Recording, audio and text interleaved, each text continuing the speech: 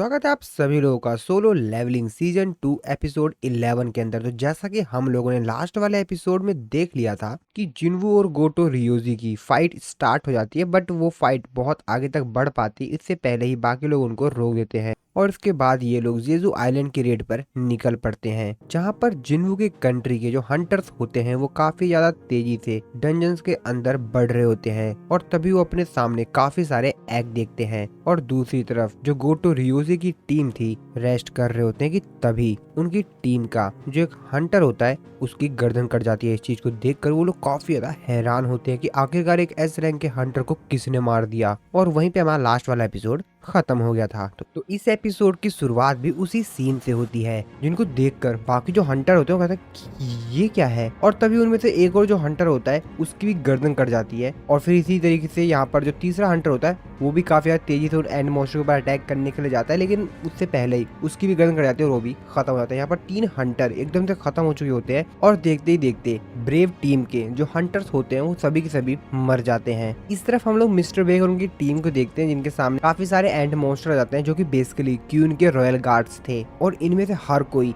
S rank के Hunter जितना powerful था। मिस्टर बेग, मिस चाइन, मिस्टर चोई, बाकी सभी लोग मिलकर यहाँ पर जितने भी मॉन्स्टर्स आ रहे होते हैं, रॉयल गार्ड्स होते हैं, इन सभी को खत्म कर रहे होते हैं। असल में ये जो रॉयल गार्ड्स होते हैं ये जो बाकी रेगुलर एंड्स मॉन्स्टर्स हैं उनसे काफी ज्यादा अलग हैं, क्योंकि इनमें से हर एक बहुत ही ज्यादा ताकतवर है। तभी यहाँ पर जो मिस्टर बीइंग होते हैं वो उन सभी लोगों से कहते हैं कि तुम लोग को डरने की जरूरत नहीं है, मैं यहाँ पर तुम लोग को बैकअप देने के लिए तैयार हूँ। क्योंकि मिस्टर बीइंग जो थे वो भी एक हंटर है, हालांकि वो एक एस रैंक के हीलर है, लेकिन फिर भी उनको हंटिंग जो टेक्निक्स है वो आती है और इसीलिए वो थोड़े बहुत मॉन्स्टर्स को तो संभाल ही सकते हैं। मिस्टर बीइंग इन लोगों को रोकते हैं, इसके बाद वो अपनी बुक निकाल कर मंत्र पढ़ते हैं और फिर यहाँ पर हीलिंग मैजिक का इस्तेमाल करके इन सभी को हील कर देते हैं। और एक तरह से ये इनके चारों तरफ एक प्रोटेक्शन भी हो जाती है, जिससे कि अब ये लोग उन एंड मॉन्स्टर से अच्छे से लड़ सकें। सभी लोग काफी ज्यादा खुश होते हैं, क्योंकि सभी लोगों को ऐसा लग रहा होता है कि वो सिर्फ कि हमको सिर्फ रिफ्रेश फील नहीं हो रहा है, हमको ऐसा लग रहा है कि हम तो और भी ज्यादा ताकतवर हो गए हैं। उनके सामने काफी सारे रॉयल गार्ड्स होते हैं। मिस्टर चोई कहते हैं हम में से हर कोई लगभग 10 एंड को संभालेगा। मिस्टर बीइंग कहते हैं मेरे पास ए रैंक की कॉम्बैट स्किल है, तो चिंता करने की जरूरत नहीं है, 1 या 2 को तो मैं भी संभाल सकता हूँ। तभी मिस्टर बेग कहते हैं कि मैं इतना ज्यादा क्रेजी भी नहीं हूँ कि मैं एक हीलर के ऊपर डिपेंड रहूं,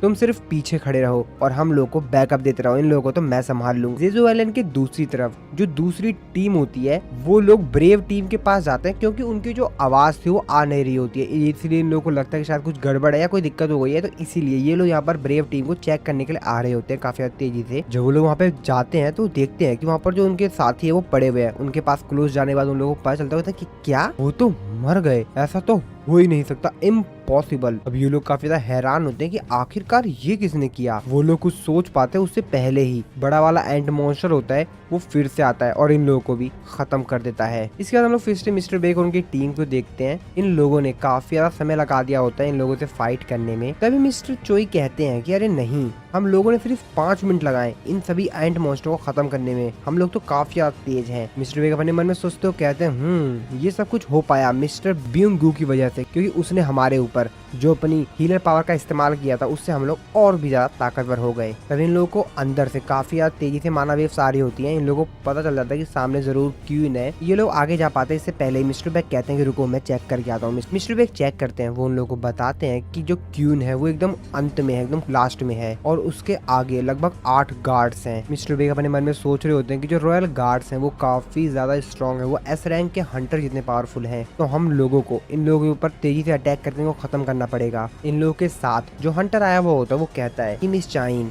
मैं क्यून को देखता हूँ, आप गार्ड्स को देखिए। मिस चाइन भी कहते हैं हाँ बिल्कुल ठीक है। फिर मिस्टर चोई भी यहाँ पर अपनी फायर अटैक का इस्तेमाल करते हैं और उन मॉन्स्टर्स को खत्म करने लग जाते हैं। बाकी सभी जो हंटर्स आए हुए होते हैं वो लोग भी अपना अपना काम कर रहे होते हैं और इन मॉन्स्टर्स को खत्म कर रहे होते हैं। साथ में यहाँ पर जो मिस्टर बेग होते हैं वो भी अपने मॉन्स्टर फॉर्म में ट्रांसफॉर्म हो जाते हैं, जो की काफी ज्यादा खतरनाक दिख रहे होते हैं, जिसको देखकर मिस चाइन अपने मन में सोचते हो कहती है ओ तो मिस्टर बेग की यही है बीस्ट फॉर्म। इनके साथ जो हंटर आया हुआ होता है वो क्यून की तरफ काफी ज्यादा तेजी से बढ़ रहा होता है और मिस चाइन से कहता है कि मिस चाइन आप तैयार है ना, इन लोगों को आप संभाल लीजिए, मैं क्यून के पास जा रहा हूँ। मिस चाइन भी कहती है हाँ बिल्कुल ठीक है। जिसके बाद मिस चाइन अपने क्वेक ऑफ प्रोवेगेशन टेक्निक का इस्तेमाल करती है, जिससे वो काफी सारे मॉन्स्टर्स को एक ही बार में काफी सारे मॉन्स्टर्स को निपटा देती है। जिसके बाद वो हंटर क्यून के ऊपर काफी ज्यादा तेजी से अटैक करता है। दूसरी तरफ इन लोगों के साथ जो ए रैंक का हंटर कैमरामैन आया हुआ होता है वो अपने मन में सोचते हुए कहता है कि असली लड़ाई तो अब शुरू हुई है। उसके हेडफोन में उसको बताया जाता है कि हम लोगों ने अभी अभी 80% ऑफ व्यूअरशिप जो रेटिंग है उसको पास कर लिया है, तुमको काफी ज्यादा क्लोज जाकर और भी बेटर एंगल देना होगा हम लोगों को। तभी वो आगे जाकर और भी बेटर एंगल दे पाता है। उससे पहले वहाँ पर मिस्टर ब्यूंग आ जाते हैं, उसकी गर्दन पकड़ते हैं, उसको पीछे करते हैं और कहते हैं कि तुमको मालूम है ना तुम एक एस रैंक के डंजन के अंदर हो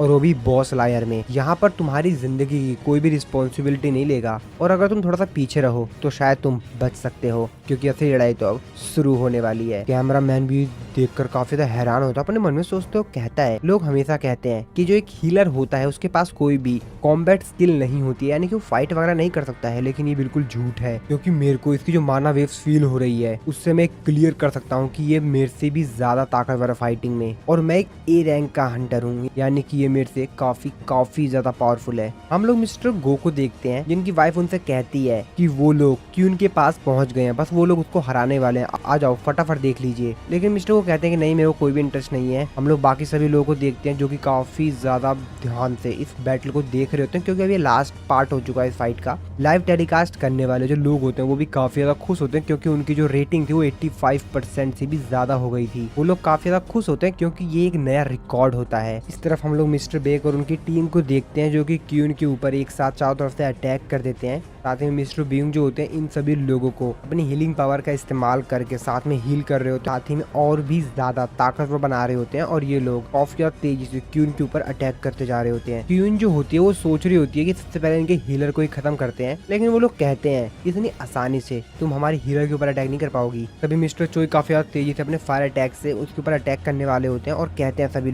लोग पीछे हट जाओ, और काफी ज्यादा तेजी से अपना फायर अटैक करते हैं। इन लोगों ने क्यून को लगभग खत्म ही कर दिया होता है, बस क्यून मरने वाली होती है। लेकिन तभी इन लोगों को कुछ एहसास होता है, कहते हैं ये क्या था। वो लोग भी काफी ज्यादा हैरान होते हैं। मिस्टर बिग कहते हैं कि ये कुछ तो और तो था, ये हो क्या रहा है। तभी जो नंबर 2 की कागा शिप होती है डिस्ट्रॉयर, जिसमें मिस्टर सागामितो बैठे होते हैं, वो कहते हैं मिस्टर गोटो वो लोग दोबारा से टनल के अंदर जा रही हैं। जिसपे मिस्टर गोटो रियोजी कहते हैं कि क्या जैमिंग सिग्नल काम नहीं कर रहे क्या। जिसपे कहते हैं हाँ शायद जैमिंग सिग्नल काम नहीं कर रहे हैं, आखिरकार ये चल क्या रहा है यहाँ पर। हम लोग देख पाते हैं कि यहाँ पर जो एंड्स होते हैं उनको सिग्नल आने लग गया होता है अपनी क्यून की तरफ से कि उन क्यून को खतरा है, और इसलिए सारे जो एंट मॉन्स्टर्स होते हैं वो काफी तेजी से अपनी क्यून की तरफ टनल में जा रहे होते हैं। मिस्टर बेग और उनकी जो टीम होती है अभी भी क्यून से फाइट कर रही होती है। जिसके बाद मिस्टर चोई जो होते हैं अपने मैजिक का इस्तेमाल करके फ्लेम प्रिजन चारों तरफ बना देते हैं टनल के, जिससे कि जो नॉर्मल एंट मॉन्स्टर्स होंगे वो लोग उसको ब्रेक करके अंदर नहीं आ पाएंगे और उससे पहले ही डिस्ट्रॉय हो जाएंगे। तभी मिस्टर बेग को एहसास होता है कि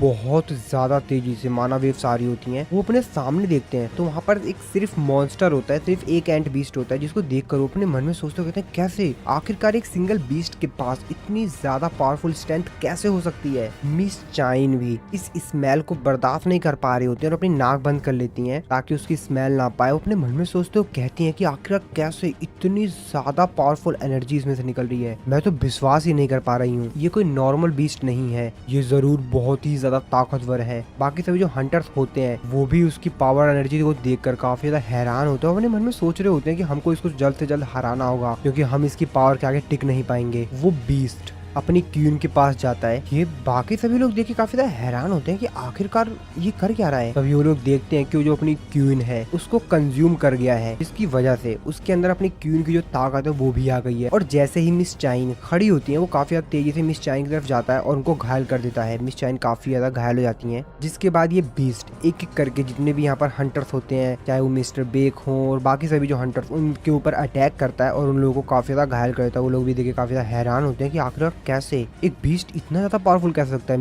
मिस्टर चोई भी अपनी पावर का इस्तेमाल करते हैं, फ्लेम पावर का, लेकिन उससे भी उसको कोई फर्क नहीं पड़ता है और वो मिस्टर चोई को उल्टा घायल कर देता है। सभी लोग ये देखे काफी ज्यादा हैरान होते हैं कि आखिरकार कैसे एक बीस्ट एस रैंक के हंटर से भी ज्यादा ताकतवर हो सकता है। मिस्टर ब्यूंग ये सब कुछ देखकर काफी ज्यादा हैरान होते हैं, जिसके बाद वो अपनी पावर का इस्तेमाल करते हैं और अपने चारों तरफ एक सेल्फ डिफेंस बना लेते हैं और बाकी सभी जो हंटर्स होते हैं उनको भी हील कर उनके चारों तरफ सेल्फ डिफेंस बना देते हैं। और इसके बाद ये लोग हंटर फिर से यहाँ पर उस बीस्ट के ऊपर अटैक करते हैं। बीस्ट समझ जाता है कि सबसे पहले इस हीलर को निपटाना पड़ेगा। सबसे पहले वो इन हंटर्स को घायल करता है और मिस्टर ब्यूंग के पास जाता है काफी ज्यादा तेजी से और मिस्टर ब्यूंग को खत्म कर देता है। मिस्टर बेक ये देखकर काफी ज्यादा हैरान होते हैं, चिल्लाते हुए कहते हैं मिन ब्यूंग नहीं, और उनकी आंखों के सामने ही मिस्टर ब्यूंग मर जाते हैं। मिस्टर बे काफी ज्यादा गुस्से में उस बीस्ट की तरफ काफी ज्यादा तेजी से उसको मारने के लिए जाते हैं, लेकिन वो बीस्ट उनको ही पकड़ लेता है और मिस्टर बे समझ जाते हैं कि वो कुछ नहीं कर पाएंगे और वो मिस्टर ब्यूंग के साथ बिताए हुए हर उस पल को याद करते हैं। और उस पल को भी याद करते हैं जब मिस्टर ब्यूंग और मिस्टर बे कैफे में बात कर रहे थे। मिस्टर ब्यूंग ने कहा था कि एज अ हंटर उनको उतना अच्छा नहीं लगता है,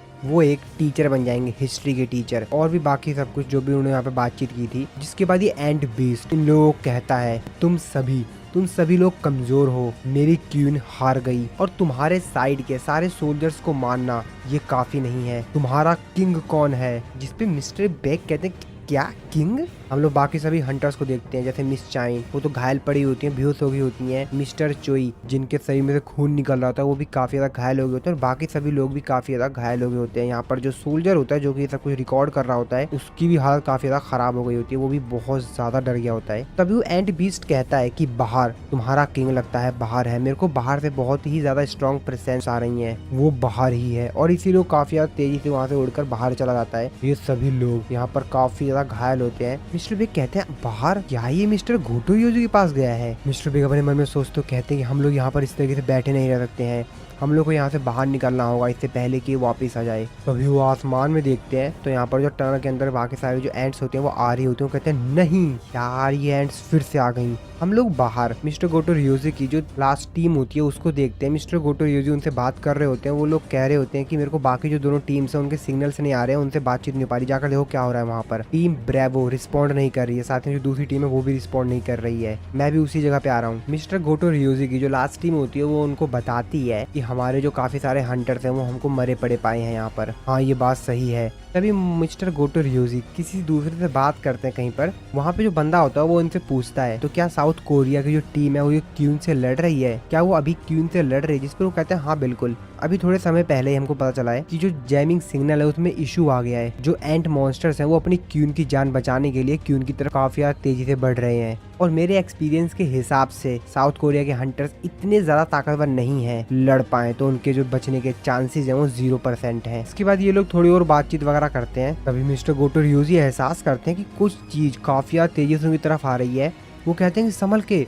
उससे पहले ही वो कुछ बोल पाते वहाँ पर उनके जो बाकी हंटर्स होते हैं उनमें से एक हंटर की गर्दन कट जाती है। तभी एंट बीस्ट जो होता है वहाँ पर आ जाता है और मिस्टर गोटो रियोजी कहता है कि क्या तुम ही हो किंग? मिस्टर गोटो रियोजी अपने मन में सोचते कहते हैं ये तो इंसान है उतरे बोल पा रहा है। जिस पर वो कहते हैं हाँ मैं ही हूँ किंग, वैसे तुमने ये पूछा क्यों? तभी मिस्टर गोटो रियोजी को ये जो बीस्ट होता है उसकी काफी तेजी से जो माना वेव्स होती है उसकी सेंस होती है। कहते हैं कि आखिरकार इसकी जो पावरफुल मैजिक है वो इतनी ज्यादा अजीब क्यों है? ये फीलिंग मेरे को एक बार पहले आ चुकी है। हाँ मैं जब मिला था सांग जुनवू से। हम लोग टनल के अंदर देखते हैं मिस्टर बेक और उनकी टीम को जो कि काफी ज्यादा थक गए होते हैं और काफी ज्यादा उनकी हालत खराब होती है। मिस्टर चोई अपनी फ्लेम पावर का इस्तेमाल करके छोटी छोटी बबल्स बना के एंड मॉन्स्टर को हराने की कोशिश कर रहे होते हैं, लेकिन वो ज्यादातर काम नहीं कर पा रही होती हैं। मिस्टर बेक मिस्टर चोई से कहते हैं मिस्टर चोई अपनी फ्लेम का इस्तेमाल कीजिए, उनको खत्म कीजिए। जिसमें मिस्टर चोई कहते हैं कि अगर मैंने ऐसा किया तो यहाँ पर जितनी भी ऑक्सीजन है वो खत्म हो जाएगी और फिर हम लोग भी खत्म हो जाएंगे। मिस्टर बेक भी अपने मन में सोचते हुए कहते हैं कि हर कोई यहाँ पर काफी ज्यादा ही इंजर्ड है।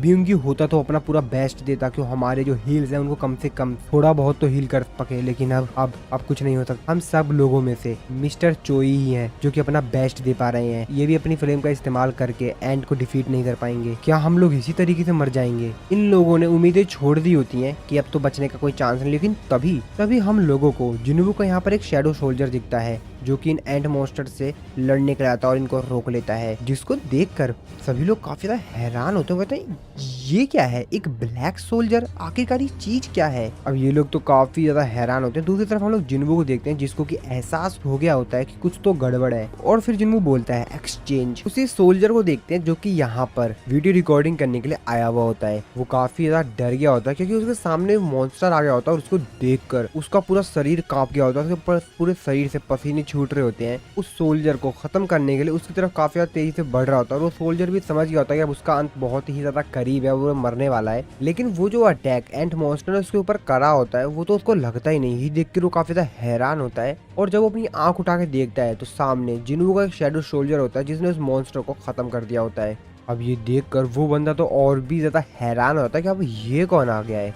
दूसरी तरफ हम लोग KMS हेडक्वार्टर को देखते हैं, जहाँ से सब कुछ लाइव टेलीकास्ट सभी लोगों को दिखाया जा रहा था। वहाँ का जो मैनेजर होता है वो काफी ज्यादा हैरान होता है। वो कहता है क्या हमारे सारे एस रैंक के हंटर्स सिर्फ एक सिंगल एंड मॉन्स्टर से हार गए। उनका असिस्टेंट उनको बताता है कि सर फोन लाइन पे काफी सारे व्यूअर्स हमको कॉल कर रहे हैं और वो पूछ रहे हैं कि आखिरकार इस तरीके से लाइव टेलीकास्ट रोक क्यों दिया गया, और इसीलिए बार बार वो लगातार फोन किए जा रहे हैं। तो उसका जो चीफ होता है वो उसके ऊपर चिल्लाते हुए कहता है क्या तुम क्या चाहते हो कि हम लाइव टेलीविजन पर हंटर्स को इस तरीके से मरता हुआ दिखाएं। अरे नहीं यार, क्या ये सब कुछ इसी तरीके से खत्म हो जाएगा। तभी वहाँ पर दूसरा एम्प्लॉय होता है, वो कहता है कि सर अभी अभी सीन पर कोई जस्ट यहाँ पर अभी कोई आया है सीन पर, ये देखिए। जिसको देखकर उसका जो चीफ होता है कहता है क्या। वो सभी से कहता है कि लाइव के लिए रेडी हो जाओ, हम लोग फिर से लाइव करेंगे, जल्दी फटाफट तैयार हो जाओ। तभी उसका एम्प्लॉय कहता है कि सर अगर इस तरीके से हम लोग डायरेक्टली लाइव हो गए तो हम किसी भी प्रकार का डिले नहीं दिखा पाएंगे। अगर वहाँ पर कुछ भी गलत होता है तो हम उसको एडिट नहीं कर पाएंगे, सब कुछ लाइव दिखाया जाएगा। जिस पर उसका चीफ उसको चिल्लाते हुए कहते हैं क्या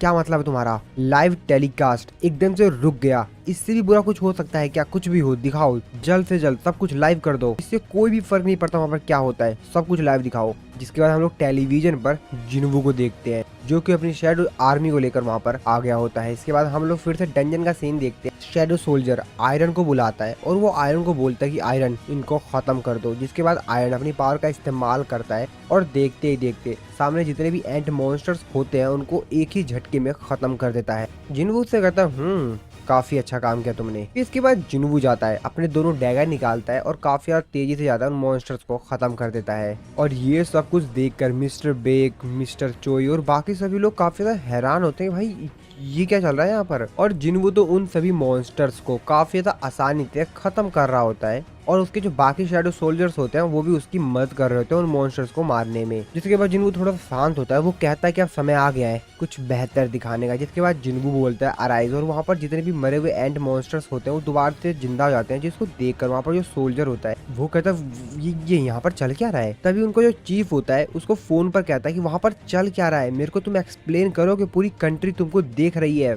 जिस पर अपने चीफ से कहता है कि मुझे खुद नहीं पता यहाँ पर क्या चल रहा है, एंट मॉन्स्टर्स एक दूसरे से ही क्यों लड़ रहे हैं। तो एक्चुअल में यहाँ पर जो कुछ एंट मॉन्स्टर्स होते हैं वो तो जिन्होंने शैडो सोल्जर्स में कन्वर्ट कर लिया होता है, इसीलिए वो दूसरे एंट मॉन्स्टर्स को खत्म कर रहे होते हैं। लेकिन इस बंदे को या बाकी किसी को भी कुछ समझ ही नहीं आ रहा होता कि ये एक दूसरे के ऊपर की फाइट कर रहे हैं, एक दूसरे की लड़ाई कर रहे हैं लोग। जिसके बाद जिन्वू बाकी सभी जो लोग होता है उनसे कहते हैं कि फटाफट सभी लोग इधर आओ। अपने इस इन्वेंट्री में से एक लिक्विड निकालता है और उन सभी लोगों से कहता है कि ये लो फटाफट सभी लोग जल्दी पी लो, मैं आपको सब कुछ बाद में एक्सप्लेन करूंगा। फटाफट सभी लोग जैसे उस लिक्विड को पीते हैं वो सभी लोग तुरंत से हील हो जाते हैं और फिर से वो लोग नॉर्मल हो जाते हैं। जिसको देखकर वो सभी लोग काफी ज्यादा हैरान होते हैं, कहते हैं क्या हम लोग इतनी तेजी से हील कैसे हो गए। तभी जिन्वू मिस चाइन के पास जाता है क्योंकि अभी भी वो बेहोश हुई होती है और उनको होश नहीं आया हुआ होता है। जिन्वू कहता है कि इनको होश इसीलिए नहीं आया है क्योंकि इनकी जो इंजरीज है वो काफी ज्यादा सीरियस है और इसीलिए मैं अपनी एबिलिटीज का इस्तेमाल करके इनको हील नहीं कर सकता हूँ, हमको एक हीलर की जरूरत होगी। जिन्वू अपने मन में सोच रहा होता है कि धीरे धीरे मिस चाइन कमजोर होती जा रही हैं। तभी जिन्वू उन लोगों से कहता है कि हम लोग को यहाँ से जल्द निकलना होगा। वो लोग भी कहते हैं हाँ बिल्कुल बिल्कुल, चलो चलो जल्दी निकलते हैं। तभी वहाँ पर जो मेन एंट मॉन्स्टर होता है वो यहाँ पर आ जाता है। वो इन लोगों से कहता है कि तुम्हारा किंग बाहर नहीं है, जरूर तुम्हारा किंग कोई और है, मिस्टर बेक। उसको यहाँ पर देखकर कहते हैं क्या अगर ये वापस आ गया तो इसका मतलब ये है कि गोटो रियोजी मारा गया। जो एस रैंक का हंटर कोचमा आया हुआ होता है जिन्वू उससे बोलता है कि आप मिस चाइन का ध्यान रखिए, इसको मैं देखता हूँ। जिस पर वो उसको जिन्वू को मना करता है और बाकी सभी हंटर भी उसको मना करते हुए सांग जिन्वू नहीं। जिन्वू अपने मन में सोचते हुए कहता है कि ओ तभी गोटो रियोजी की जो शैडो है उसको मैं डिटेक्ट नहीं कर पा रहा था, क्योंकि इस बंदे ने उनको खत्म कर दिया है। जिसके बाद एंट मॉन्स्टर जिन्वू से बोलता है कि क्या तुम इंसानों के किंग हो, क्या तुम वही हो? जिन्वू कहता है क्या एक इंसेक्ट बोल सकता है? वो एंट मॉन्स्टर जिन्वू के काफी ज्यादा करीब रहता है, लेकिन जिन्वू के शकल पर, उसके शरीर से बिल्कुल भी नहीं लग रहा होता कि वो डर रहा है।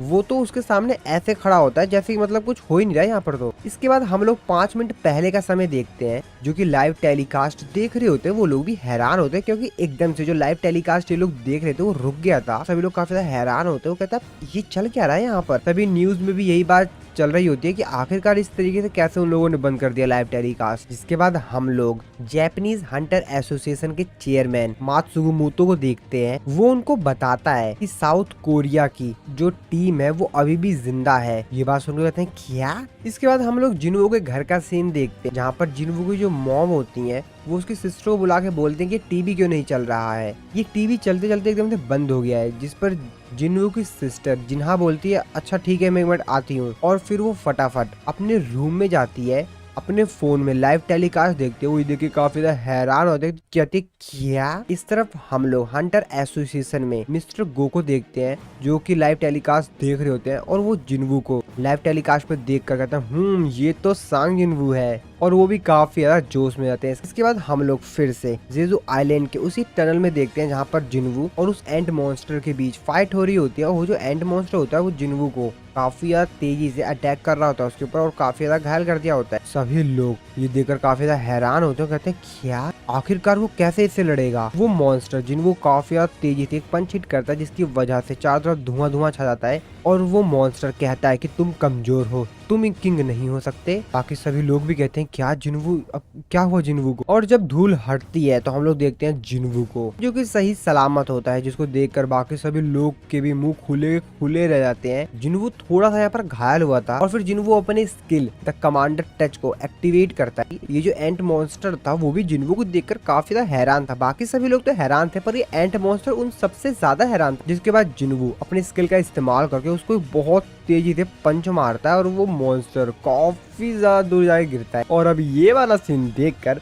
बाकी सभी जो यहाँ पर हंटर्स और यहाँ पर जो सोल्जर आया हुआ होता है वो भी भाई हैरान होते हैं। उन लोग के मुंह आंख कान सबके सब भाई खुले खुले रहते हैं। कहते हैं ये क्या है भाई? मिस्टर मै जो होते हैं वो मिस्टर चोई और मिस्टर बेग से कहते हैं कि क्या आप दोनों पक्का श्योर है ना कि मिस्टर सांग जिन वू एक मेज टाइप का हंटर है? मिस्टर बेग कहते हैं हाँ मेरे को मालूम तो था कि ये पावरफुल है, लेकिन मैंने कभी सोचा नहीं था कि वो इतना ज्यादा ताकतवर होगा। जिन्वू उस एंट मॉन्स्टर को देखता है जो कि फिर से खड़ा हो गया होता है और जिन्वू की तरफ ही आ रहा होता है। जिन्वू अपने मन में सोचते हुए कहता है कि इस एंट मॉन्स्टर की जो बॉडी है वो थोड़ी सी ताकतवर है, क्योंकि इसके जो एक्सोस्केलेटन्स हैं वो थोड़े से ताकतवर हैं। ये तो मजा आएगा। एंट मॉन्स्टर जिन्वू के ऊपर अटैक करता है, लेकिन जिन्वू को तो घंटा फर्क नहीं पड़ता है। जिन्वू फिर से उसको हिट देता है और वो बेचारा फिर से काफी ज्यादा दूर चला जाता है। यहाँ पर जो सोल्जर होता है उसको भी यहाँ पर जो माना वेव्स रिलीज हुई होती है अभी उसको तो एहसास हो जाता है कि भाई वो कुछ भी नहीं है। अपने मन में सोचते हुए कहता है कि मैं एक ए रैंक का हंटर हूँ, लेकिन फिर भी ये जो मानव वेव्स है वो बहुत ही ज्यादा पावरफुल थी भाई। एंट मॉन्स्टर पीट पीट के उसकी भी हालत खराब हो गई होती है। वो भी कह रहा होता है इतनी ज्यादा ताकत कैसे है इसके पास, मैं तो इससे हार जाऊंगा यार इसी तरीके से अगर मैं लड़ता रहा तो। कौन है आखिरकार ये इंसान? जिन्वू फिर से काफी ज्यादा तेजी से एंट मॉन्स्टर की तरफ आ रहा होता है। वो एंट मॉन्स्टर अपने मन में सोचते कहते नहीं ये फिर से आ रहा है, और जिन्वू उसके करीब आता है और फिर से एक पंच हिट करता है। अब वो बेचारा और भी यहाँ दूर जाके गिरता है। लेकिन यहाँ पर एक चीज होती है, ये जो एंट मॉन्स्टर होता है वो जिन्वू के चेहरे पर एक कट लगा देता है। जिस कट लगाया हुआ होता है उसके चेहरे पर एक्चुअल में एक पॉइजन होता है, और जिन्वू भी समझ जाता है कि एक पॉइजन है। तो असल में ये एक पैरालाइज पॉइजन होता है जो कि इस एंट मॉन्स्टर के पास था। एंट मॉन्स्टर जिन्वू से कहता है कि इंसान तुमने काफी बेहतर ट्राई किया, तो अब मरो, और जिन्वू के ऊपर काफी ज्यादा तेजी से अटैक करने के लिए जाता है। और यहीं पे हमारा ये वाला जो एपिसोड है वो खत्म हो जाता है। तो दोस्तों वीडियो अगर अच्छी लगी हो तो वीडियो को लाइक जरूर से कर दीजिएगा, चैनल पे नए हो तो सब्सक्राइब कर देना।